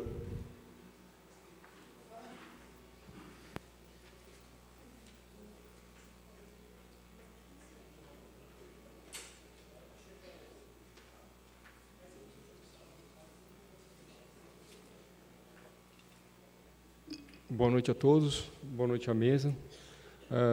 A minha fala vai ser bastante objetiva, né? Eu acho que as pessoas já exploraram bastante o tema e, enfim, todas as qualidades e todas as possibilidades de, enfim, de comprometimento que isso daí pode acontecer, né? Eu acho que o desenvolvimento sustentável ele passa pela sustentabilidade econômica de qualquer forma, né? E é uma das principais. Então, eu acho que, nesse sentido, é importante a gente estar discutindo, né? E tomando um pouco de uma forma dialógica aqui o que já foi falado, eu acho que é importante a gente ver que, no plano diretor, a gente precisa começar a ver e qualificar o que é o impacto, né, ambiental, né? Então, fica um pouco nesse sentido, né? Porque uma escola ela tem impacto ambiental, não tem impacto ambiental, e por que tem impacto ambiental? Esses conceitos eles não estão claros para a sociedade como um todo. E eu acho que isso daí é uma coisa importante a gente começar a discutir. A partir disso, eu acho que tem duas considerações, uma consideração e uma... posto que a gente não vai alterar o plano diretor, tá certo? Não por essa lei, por esse projeto de lei, a escola talvez ela não se implemente, né, por conta da lei. Não sei se eu estou entendendo corretamente, mas, enfim, fica um pouco nesse sentido. A segunda pergunta é se a gente segrega, né, a gente particiona o terreno, tá certo? Não quer dizer que a gente vai estar garantindo os índices que compõem aquela região, aquele uso, né? Então, vou dar um exemplo. A gente tem um terreno que permite construir 2.000 metros. Se a gente constrói, em vez de 2.000 metros, já tem construído, pelas leis anteriores, que eram mais permissivas e tudo mais, 4.000 metros, e a pessoa segrega aqueles 4.000 metros da área, a gente vai poder construir mais alguns metros proporcionalmente à área segregada. Então, isso daí traz um problema bastante sério.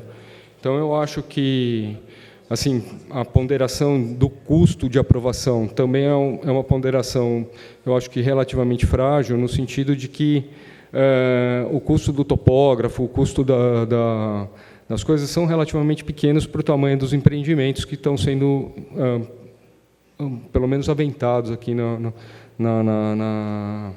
plenário, né? Aqui não quer dizer que seja a totalidade dos.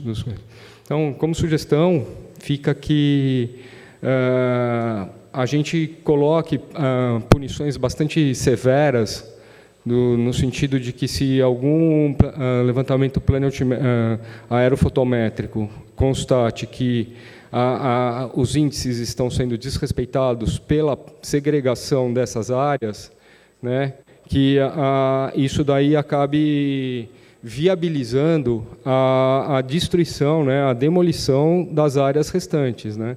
Porque se a sociedade está dando um crédito, né, falando, olha, nós vamos segregar para respeitar os índices de ocupação, ótimo, né? E a pessoa vai e burla isso, né? Como no exemplo que eu já dei, tá certo? Ela fica passível de uma punição. Eu não tive a oportunidade de estar lendo o projeto de lei, né? Foi avisado, assim, reitero as falas dos conselheiros aqui e dos presidentes dos demais conselhos, no sentido de que essa lei não foi veiculado isso com antecedência para os demais conselhos, entendeu? Então fica aqui uma solicitação, mas, enfim, todos os esforços no sentido da desburocratização são esforços extremamente interessantes e acabam por aumentar a sustentabilidade econômica. Tá certo? Muito obrigado pela atenção de todos e uma boa noite.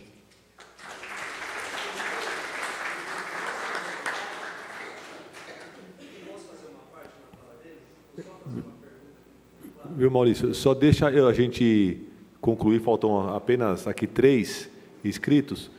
Se tiver alguma consideração que você quiser mandar por escrito, a gente faz aqui, até para que a intenção do nosso encontro é um debate das ideias, né? Então, fique aqui, assim que a gente encerrar aqui a fala, a gente, se puder mandar para nós a informação, a gente faz as considerações aqui, ok? Obrigado, Silvio. Para nós, estamos caminhando já para o final, nós temos apenas mais 2 inscritos. Convido a fazer o uso aqui da tribuna, a Clara Pavan. Enquanto ela se encaminha aqui para a tribuna, eu queria registrar também a presença aqui da família Bart, do Zé do Café. Obrigado pela presença.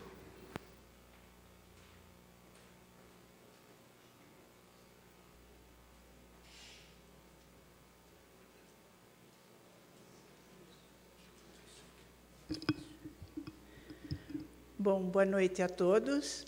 Eu estou aqui em nome do povo do bem. Um povo, seja do bairro Terra Nova, seja dos outros bairros, né? Que só tem o bem no coração, que querem estar fazendo desse turismo, qual é o assunto, né? Uma coisa muito boa. Isso vai agregar muita coisa boa para a cidade. E quero dizer também que o turismo jamais vai ser ruim, certo? Eu tenho uma empresa, a gente tem uma empresa, Clamar Conservas, e ela é situada na Terra Nova e tem 22 anos. Porém, eu estou aqui agradecendo a vocês por terem tomado essa iniciativa, né, que eu acho de extrema importância. Por quê? Quando a Clamar começou, há 22 anos atrás, a gente passou assim, uma dificuldade muito grande até conseguir regularizar tudo, certo? Acho que foi ali uma coisa de 7 anos, mais ou menos, certo? Então, demorou muito. E hoje está tudo regularizado, muito bom, né? E eu quero, assim, apoiar esse novo plano de vocês, com o maior bom gosto. Eu quero ajudar no que for possível, né? Como eu falei, a gente já está regularizado. Mas por quê? Porque eu sei que isso dá certo. E eu tenho certeza também, a gente gera emprego. Na época que eu comecei, eu não podia registrar ninguém. Então, é uma empresa familiar, né, que começou com eu, meu marido, meus filhos. Hoje nós temos vários empregados, todos registrados. Isso é possível por conta da gente ter conseguido abrir empresa. Nesse caminhar, encontramos muitas pessoas que nos ajudaram. Não teve nada assim de coisa, eu quero fazer a coisa mal feita, mas eu quero. Não, foi demorado, mas foi tudo muito certinho, tá? E então eu falei que eu estou aqui em nome das pessoas do bem. Eu estou em nome das pessoas que querem trabalhar. Eu estou em nome das pessoas que têm muito carinho pela terra, que tem, pelo sítio, que o nono lá atrás veio lá da Itália, não sei quando, e comprou. Para quê? Para que os filhos deles trabalhassem na terra, plantassem a uva, plantassem tudo, e dos filhos surgiu os netos, e os netos estão na terra trabalhando. Houve-se aí um tempo, que todo mundo sabe, muito difícil, que as pessoas começaram a ir embora para a cidade, né? Lá abandonaram o sítio. Hoje vocês podem ver muito sítio, tudo abandonado, porque não teve como ter assim, alguma coisa que arrecadasse, que vendesse, que conseguisse, né? E o turismo, ele jamais vai deixar o lugar feio. Muito pelo contrário, como falaram aqui, vai ficar cada vez mais bonito. Pode ter certeza. Lá na Clamar, se vocês forem lá, tiverem oportunidade, tem pessoas que tem muito pássaro que canta, tem muito bichinho que anda, ninguém mexe, tá? Os turistas vêm lá, eles amam aquilo. Então, a gente sabe que é uma coisa boa, é uma coisa inocente. E eu sou a favor de vocês estarem, né, vendo de perto o que a pessoa está fazendo, se ela está mesmo trabalhando de boa fé, se está indo tudo certinho. Eu sou a favor. E eu quero ajudar, tá? Todos os nossos irmãos, tanto da Terra Nova como todas as outras rotas, aquilo que for possível. Mas eu digo e garanto, dá certo. Muito obrigado.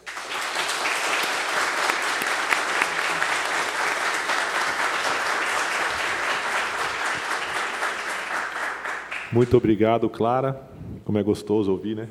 Quando a gente volta para o passado e lembra das nossas raízes. Finalizando aqui nosso debate, convido aqui a fazer o uso da palavra a Isabel Harder.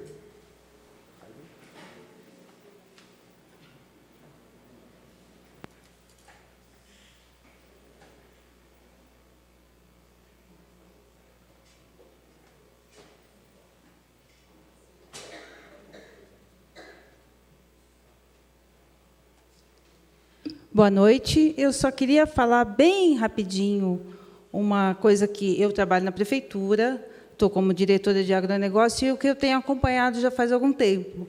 Eu sou do Estado também, então estou aqui em Jundiaí desde 2000. Eu conheço o trabalho do turismo rural, pelo Contura, há muitos anos. O que a gente tem observado? Algumas propriedades estavam realmente caminhando para virar loteamento, ou seja lá o que for. E o turismo veio dar um novo gás. A gente percebe hoje aquele produtor que às vezes estava meio desanimado, ou não sabia bem o que fazer, hoje em dia está voltando a plantar. Então, o turismo é mais uma soma. Alguém falou aqui, mas vai fazer turismo, vai deixar de perder a aptidão da propriedade. Acho que não é verdade. Eu estou vendo aqui o pessoal da Santa Cecília. Vocês estão aqui, vocês não me deixam mentir. Começam com vinho, vamos plantar mais, vamos buscar novas variedades. Então, eu acho que é isso. O turismo rural veio para agregar. O que adianta eu ter um empreendimento que está irregular? A gente tem aqui na prefeitura o SIM. O que é o SIM? É para regularizar quem trabalha com produtos cárneos, de origem animal. Se não está regularizado, Silvia, eu posso regularizar? Não posso. Aí a gente fala assim, poxa, mas é legal ter o SIM, mas a propriedade dele não está regularizada, ele não consegue ter. Então, isso é só para somar. Em momento nenhum, ninguém está dizendo para ir contra a legislação nenhuma. é só para ajudar quem quer fazer direito fazer. Era isso que eu tinha para dizer.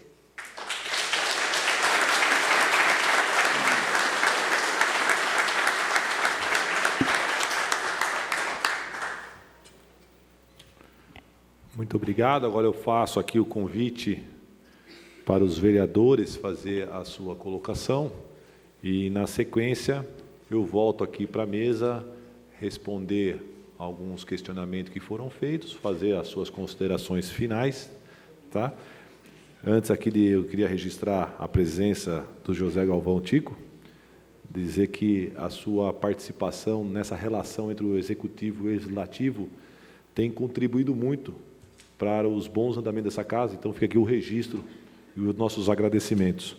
Faço convite então ao Adriano Santana, o Dica Chique Chique, para que possa fazer o uso da palavra. Boa noite, quero aqui cumprimentar a mesa aqui, em nome da Marcela, que é a única mulher que tem aqui, que está faltando uma mulher aqui na Câmara de Vereadores, né, para representar.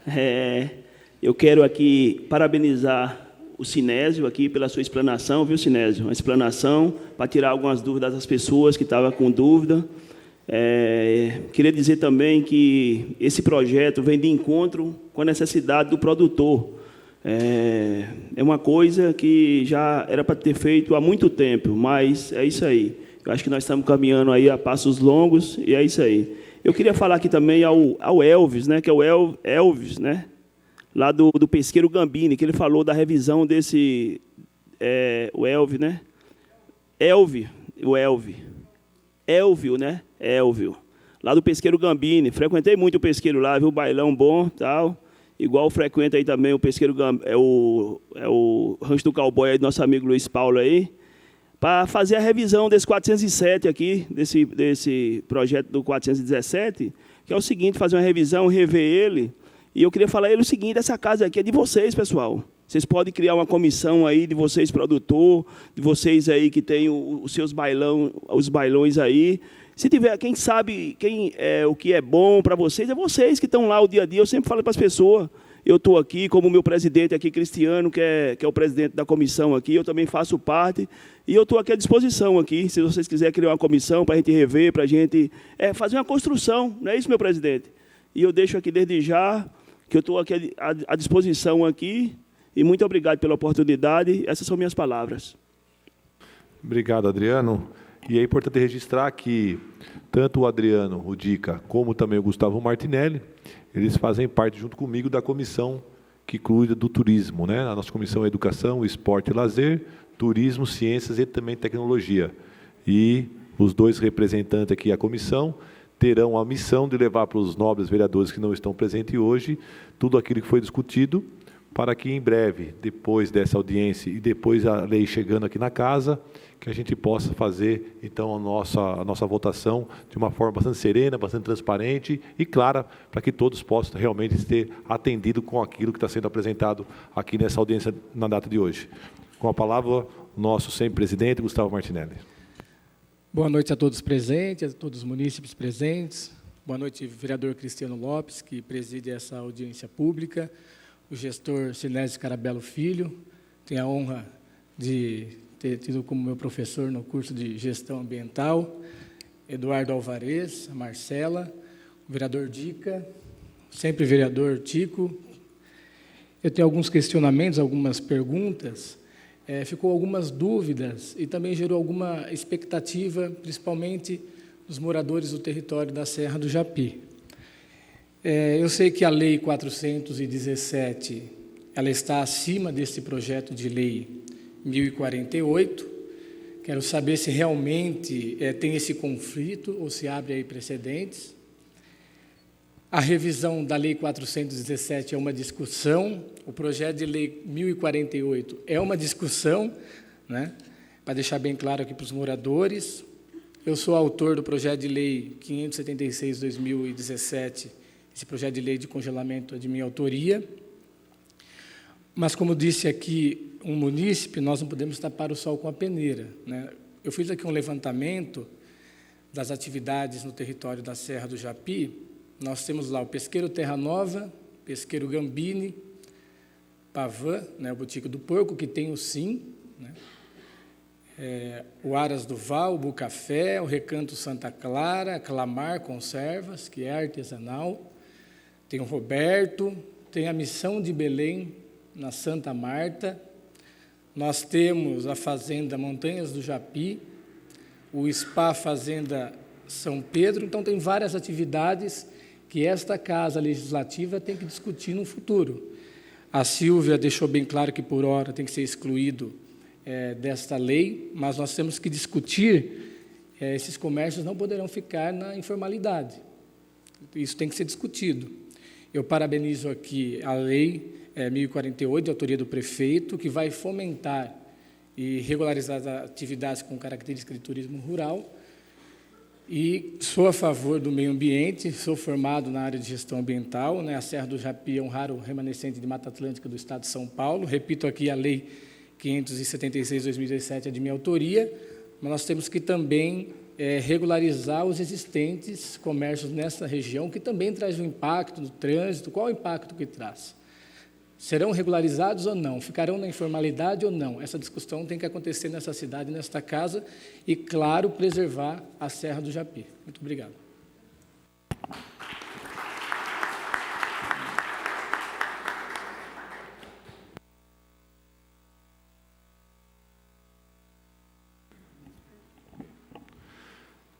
Obrigado, Gustavo, por suas considerações.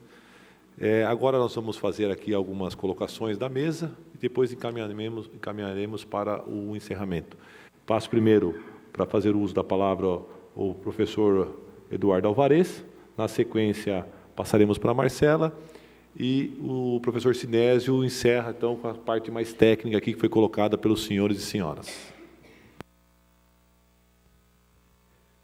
Bom, eu sou gestor do agronegócio, abastecimento e turismo dessa cidade. É um privilégio para mim muito grande ser gestor, né, secretário, numa cidade que ainda valoriza o agronegócio, que valoriza o agricultor. Eu represento os agricultores dessa cidade, convivo com os agricultores desde que cheguei aqui nessa cidade e sei muito quais são os gargalos dessa classe, né? Jundiaí é uma cidade privilegiada, porque ela é uma cidade sustentável, ela tem uma área de preservação ambiental, com toda uma legislação que garante essa sustentabilidade, ela tem uma pungência econômica aqui muito grande, né? Historicamente, a logística dessa cidade favoreceu a isso, e aí a gente ainda tem grandes heróis, que são os agricultores, que a área rural é 1/3 ainda desse município, que são os grandes heróis da qualidade de vida e da sustentabilidade desse município.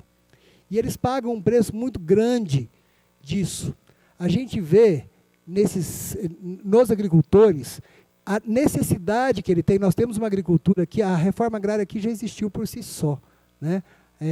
São pequenas propriedades, 90% das nossas propriedades é de agricultura familiar, de pessoas que, numa agricultura diversificada, que é a agricultura de fruticultura, crescendo muito a agricultura orgânica. A gente tem aqui o crescimento muito grande de produção de hortaliças, né?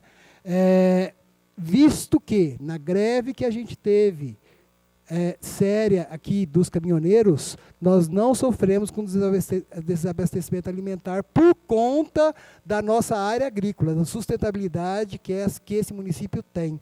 É raro você ter no estado de São Paulo uma prefeitura que ainda tem uma secretaria que cuida do agronegócio. Raríssimo. Vocês podem procurar aí, isso não dá 10% das cidades, inclusive de cidades de onde eu vim, que eram regiões estritamente agrícolas, hoje é uma diretoria, ela não tem o respaldo de uma secretaria como o Jundiaí tem.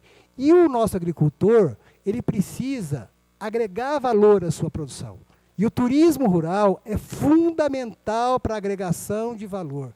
E a gente vê esses heróis que estão ali trabalhando com turismo rural, com a dificuldade de regularização das suas propriedades, dos seus empreendimentos. Porque, gente, o turismo rural, como a Isabel bem falou, ele depende de uma paisagem rural. Se o turismo rural inviabilizar a paisagem, esse turismo rural deixa de existir. o que eu visualizo, o que eu visualizo não, o que eu vejo, o que eu convivo é que os empreendimentos de turismo rural têm possibilitado a real fixação do homem no campo e ele tem voltado a plantar por conta do empreendimento rural do que ele precisa, porque o turismo rural, o bom turista, o turismo regulamentado, né, vai te trazer o bom turismo, o turismo que a gente precisa para o nosso município, que vem fazer o turismo rural de verdade, que é o que a gente preconiza e trabalha. A Marcela vai falar mais do turismo e eu vou falar do agronegócio. Então, nós precisamos dessa regulamentação para sanar um déficit a esses heróis que pagam muito caro pela sustentabilidade do nosso município. Muitos em área de mananciais, que cuidam bem, porque quando a gente observa que ele não consegue sobreviver, o que ele faz? Ele vende propriedade ou vira loteamento clandestino. Então, quando a gente regulamenta, a gente permite esse bom turismo, a gente vai garantir de verdade a sustentabilidade do município. Eu vou rapidamente aqui responder. Elvio, a gente não está aqui discutindo a 417, muito antes, pelo contrário, a gente está aqui discutindo o trabalhador, o homem do campo, dentro das possibilidades dele de regularizar. Ela é menor, esse projeto complementar, ele é menor do que a 417, do que o plano diretor. Ele só possibilita que o agricultor, o produtor rural, possa fazer turismo rural com qualidade, tá? Regulamentado. Daniel, vou responder junto, Daniel, a Silvia e a Vânia. A gente não enxerga dentro do agronegócio que essa lei vai entrar em conflito com a 417 ou com o plano diretor. Ela não vem discutir nada disso, porque primeiro a gente tem que respeitar todas essas leis para poder fazer essa regulamentação. Então, eu não visualizamos essa, como eu disse, eu estou representando o agronegócio aqui, não visualizamos essa necessidade, esse conflito com essas leis. O Jorge, que é o comerciante, Jorge, eu acho que a Marcela vai conseguir, dentro do turismo, te responder melhor todos seus anseios e entender, mas, pelo contrário, viu? Esse projeto vem fomentar, porque a gente está falando aqui de área rural, do homem do campo se manter em área rural. Então, isso daí foi muito bem discutido dentro do Conselho de Desenvolvimento Rural e do Conselho de Turismo, sempre vislumbrando a manutenção da área rural. O turismo rural, ele é um braço do agronegócio, tá?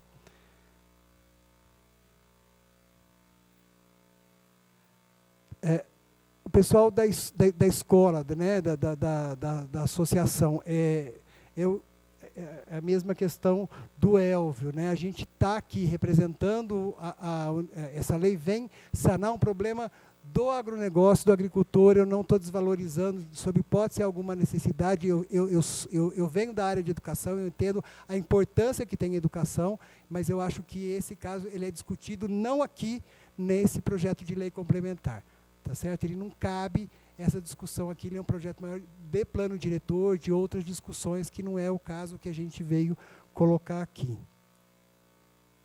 que é a Thaís e o Maurício, né? Acho que eu respondi com relação ao agronegócio. Vou passar a palavra para a Marcela, que vai falar com relação ao turismo, tá? Boa noite a todos. Pessoal, eu vou dividir em 3 momentos a minha fala.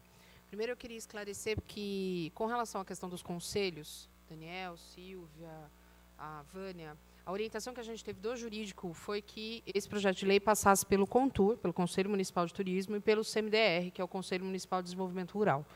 Ambos os conselhos foram ouvidos, tá? Então, esse passo foi dado. E o que é muito importante? Muitas falas tocaram na mesma questão, né? Essa preocupação com a serra, etc. Eu vou pedir licença para ler o item 3 do parágrafo 1º da lei em questão. Ela diz: para fins previstos no caput deste artigo, devem ser atendidos os seguintes requisitos. Item 3. sejam respeitadas todas as restrições ambientais e as determinadas pela legislação de âmbito municipal e federal pertinente. Portanto, tanto a 417, como todo o regramento de uso da serra, as questões de índice de aproveitamento, os parâmetros de uso, os tipos de uso permitidos, elas não estão abordadas aqui. O que está abordado aqui é facilitar. E aí, Jorge, até já respondendo o que você falou, o que a gente quer é exatamente o contrário. Eu quero desburocratizar. Eu, lá dentro do turismo, acompanho os empreendimentos de turismo rural há 6 anos diretamente, estando na gestão, estando como diretora de turismo. Acompanho o desenvolvimento do turismo nessa cidade desde 2001. E eu sei quantos aqui, até hoje, não conseguiram regularizar os seus negócios. A pessoa tem um negócio, ela funciona, e a gente não consegue deixar com que ela se regularize. Gente, isso é um absurdo. A gente precisa facilitar. A gente precisa estimular para que as pessoas se regularizem. E é isso que a gente pretende com esse projeto de lei, somente. Eu tenho casos de processos que eu acompanho mais diretamente, tem um de 2014. 2014, faz 5 anos que ele está tentando se regularizar. E ele vai e volta, notificado, ele é multado, porque ele não consegue. E o que a gente quer é fazer com que ele consiga. Que ele não tenha necessidade de regularizar o galinheiro dele. Né? Porque hoje a legislação faz isso. Se eu quero regularizar aquele espaço que eu uso para o turismo, eu preciso regularizar a minha propriedade inteira. O que significa? Que aquele barracãozinho que ele tem lá no meio da produção de uva, ele vai ter que pagar imposto daquilo lá também, ele vai ter que regularizar isso também. Só que ele não usa isso para o turismo. Ele só usa para o turismo 1.000, 2.000 metros quadrados, X mil metros quadrados ali, que ele tem uma atividade, que ele tem um ponto de venda, em alguns casos que ele tem um restaurante. Por que o cara tem que regularizar o barracãozinho dele, o galinheiro, a casa da avó, entendeu? E o que a gente está propondo é isso. Ele vai regularizar somente a área delimitada em que haja o uso e o aproveitamento turístico. Isso é turístico. E aí entra a segunda parte da minha fala. Gente, nós precisamos entender qual é o conceito de turismo rural. O conceito de turismo rural está determinado pelo Ministério do Turismo. E, por força da vida e do destino, eu ajudei a escrever esse conceito, em 2006. Então, assim, eu sei exatamente do que eu estou falando. Quando eu falo de turismo rural, eu tenho que estar vinculado à produção rural. Tem que ter produção. Se eu não tenho produção, eu não sou turismo rural. E quantos processos passam lá na minha mesa e vêm assim, por que eles vêm para o turismo? Porque, pelo nosso plano diretor, todos esses projetos, para a certidão de uso do solo, eles precisam passar pela gente, para que a gente dê o despacho, dê o aval, dê o sim, dê o não, dê a nossa opinião com relação àquilo. Quando esse processo chega lá para mim, e o cara fala, é turismo rural, já teve muitos casos da gente ir visitar o cara para ver o que é o turismo rural. Ele está falando que é turismo rural. E aí eu chego lá, o cara está montando um espaço para eventos, e ele vai fazer formatura. Oi? Qual é a ruralidade nisso? Não tem. Então, assim, é um trabalho sério por trás disso. O nosso objetivo não é deixar que qualquer coisa se regularize. Muito pelo contrário. Muitas vezes a gente tem uma forma de controlar o que está acontecendo na cidade. Porque a gente tem... qual é a nossa história? Vocês já pararam para pensar nisso? Os avós chegaram, os bisavós chegaram, compraram as suas terras. Só que essas pessoas, infelizmente, morreram. E isso ficou para os filhos. Os filhos, alguns já mais velhos, outros... Aí ficou para os netos. E isso já foi... parcelando, né? Você tem propriedades que às vezes tem 10, 20 casas, porque é a família que mora ali. Aí o cara vai abrir um ponto de venda para vender o vinho dele numa propriedade que tem 20 casas. E aí, para ele regularizar aquela casinha que ele ia vender de, sei lá, 5 por 10, ele tem que regularizar todas as casas do tio, do primo, do irmão que mora ali. O que a gente quer? Facilitar para que isso aconteça. E quando eu falo de turismo rural, eu falo de produção vinculada. O conceito de turismo rural fala isso. Eu não tenho turismo rural se eu não tiver produção. E se eu não tenho produção, eu não tenho manutenção da propriedade rural. E quando a gente fala... Gente, olha essa atividade. Eu estou dando possibilidade de renda para esse produtor rural, que sofre. O Eduardo usa a palavra herói e ele tem toda a razão. Não é fácil ser produtor rural nesse país. Não é fácil se manter produzindo. É caro, é difícil, tem atravessador. Então, assim, o que o turismo rural traz? Uma possibilidade de agregação de valor. Isso está escrito no conceito de turismo rural. O cara que trabalha com turismo rural, ele nunca vai deixar de ser produtor, porque se ele deixar de ser produtor, ele não está mais trabalhando com turismo rural, não é mais turismo rural, e não é o que a gente quer. O turismo rural conserva a paisagem, tem que ser bonito, gente, quem que vai para lugar feio? Né? Aí as pessoas falam assim, Marcelo, mas ele vai abrir um restaurante, porque aí o restaurante, não sei o quê. Gente, vocês conhecem o Madalosso? Eu adoro o exemplo do Madalosso. O Madalosso oferece 5.000 refeições ao mesmo tempo, lá em Curitiba. Né? Isso não é turismo rural, gente, nunca vai ser. E não é isso que a gente está trabalhando. A gente fala no projeto de lei do porte do empreendimento, do porte do negócio, do tamanho, de como ele tem que trabalhar, que ele vai ter que estar vinculado à questão da produção. Então, tudo que falarem o contrário não é o que está escrito aqui.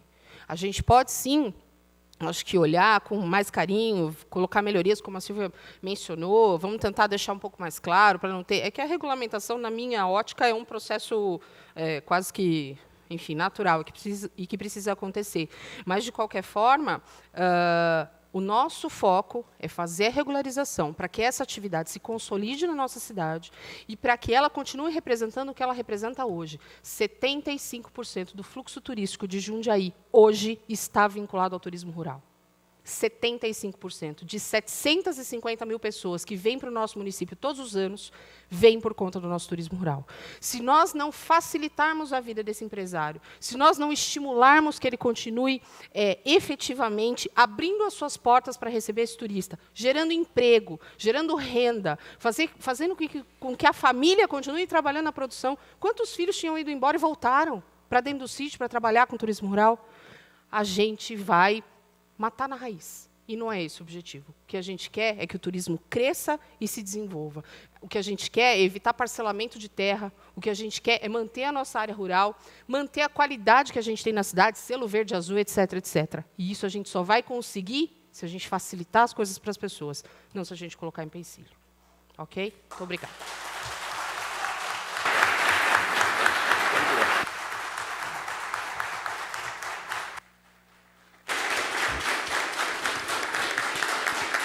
Vamos lá. Fala para ela emprestar o livro.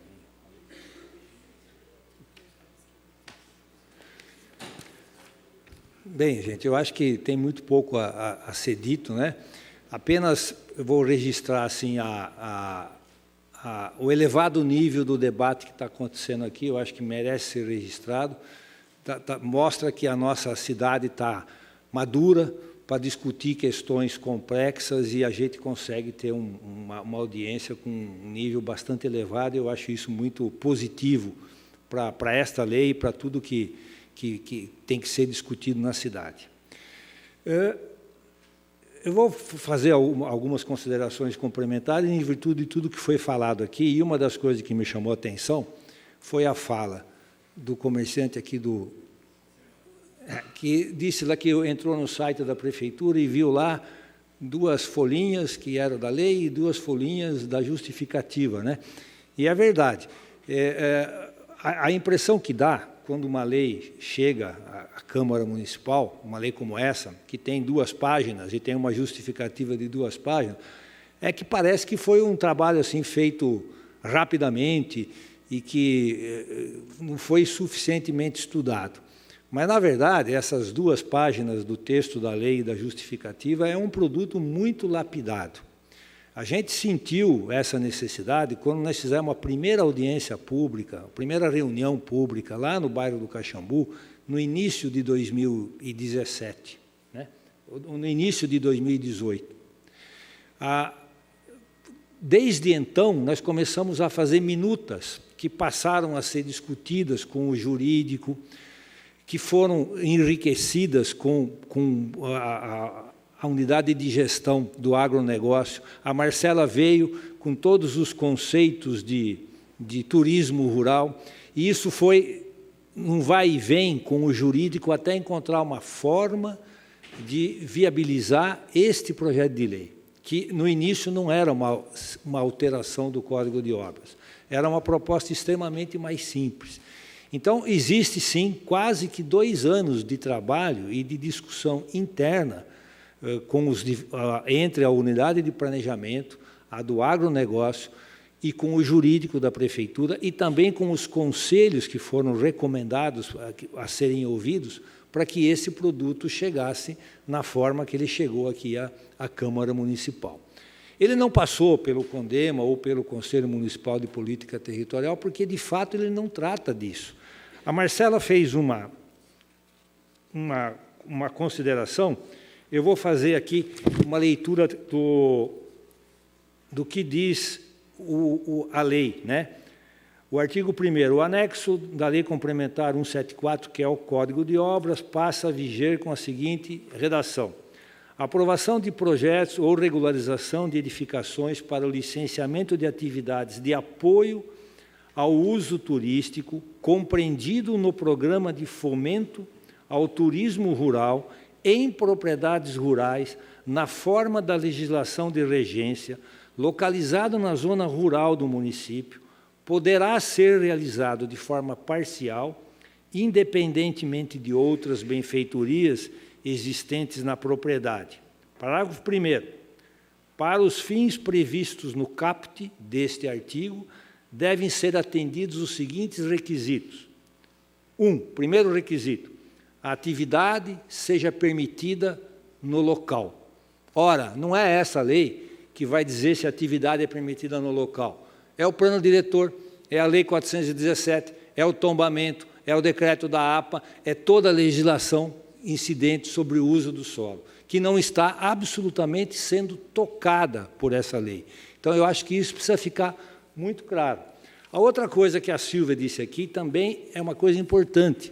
A lei regulariza a edificação, a benfeitoria que está lá naquele módulo, que é um requisito para que a atividade possa ser exercida lá. Mas é um dos requisitos. Os outros requisitos estão relacionados à permissibilidade, ao bombeiro, à vigilância sanitária, ao vínculo com a atividade rural que está estabelecida na própria lei. Então, isso também é um fator que precisa ser levado em conta. Foi colocado aqui várias considerações sobre a Lei 417. É importante perceber o seguinte, a Lei 417, ela tem um foco de proteção. Ela foi feita com o intuito de proteger o território da Serra do Japi. Os usos que são lá permitidos nas suas zonas são feitos no sentido de ter os proprietários, junto com o poder público, para viabilizar a proteção. Não é para estimular uma coisa ou outra. Esta lei é muito parecida. Ela é uma lei que tem como foco a sustentabilidade da zona rural, a sustentabilidade da atividade rural. Para isso, ela cria uma oportunidade, mais uma oportunidade para esse proprietário.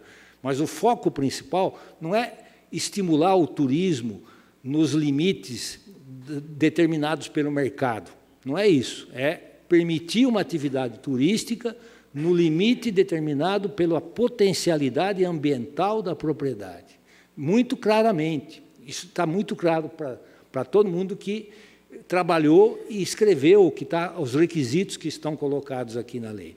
Então, é claro que no caso da Serra do Japi existem condições, eventualmente, nas zonas de conservação, porque na zona de preservação, que é mais restritiva que o tombamento, mais restritiva que a APA, e tem uma extensão maior do que a APA, nós não observamos, todo esse período de vigência da lei, nenhum tipo de conflito e nenhuma necessidade de revisão.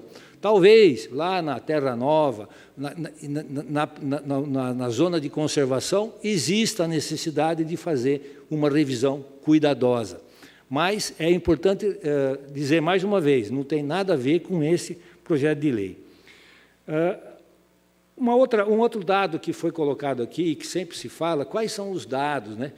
É difícil de ter dados sobre tudo, mas a gente tem que observar também determinados fenômenos que ocorrem. Por exemplo, existe um fenômeno que é conhecido, está na literatura, está no noticiário. O que ocorre com as propriedades quando elas sofrem restrições a ponto de ficarem desvalorizadas, né? Quando o proprietário, aquele que deve concorrer com o poder público, né, junto com o poder público, ser parceiro do poder público para proteger o território, para garantir o uso adequado do território. Quando o proprietário perde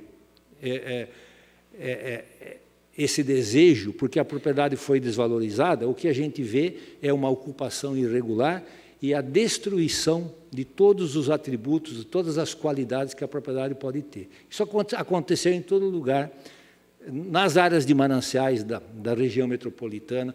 Se você falar, mas São Paulo é diferente, tá bom, vai para Minas Gerais e vai ler lá o que acontece com as áreas de mananciais no estado de Minas Gerais por excesso de restrições que acabam desvalorizando a propriedade e provocando o uso irregular.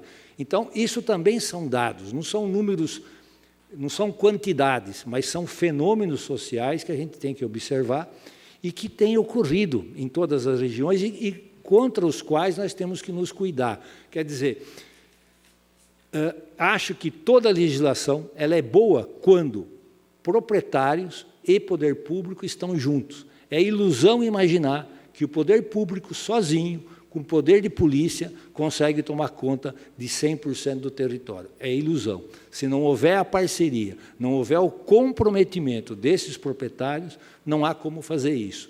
Hoje, nós temos visto em Jundiaí, com muita satisfação até, a participação de muitas denúncias de loteamentos clandestinos. Muitos dos loteamentos clandestinos que nós temos conseguido evitar, só temos conseguido evitar porque há uma denúncia. E a denúncia ocorre antes da abertura de uma rua, a denúncia ocorre porque os proprietários ficam sabendo que tem fulano, ciclano, que está vendendo fração ideal, e aí nós vamos atrás. Porque depois que já vendeu e que abriu rua e tal, aí acaba sendo inevitável a regularização. Então, eu acho que são essas as colocações que eu queria fazer. Mais uma só. Existe uma diferença entre a BITSE e a alvará. Foi colocado aqui, tem que tomar cuidado para que a atividade que seja regularizada seja efetivamente aquela. Isso é regulado pelo alvará. A pessoa vai receber um alvará que especifica claramente qual é a atividade que ele pode exercer, né? Então, se ele exercer uma atividade diferente, ele estará automaticamente na irregularidade. Eu acho que é isso, presidente.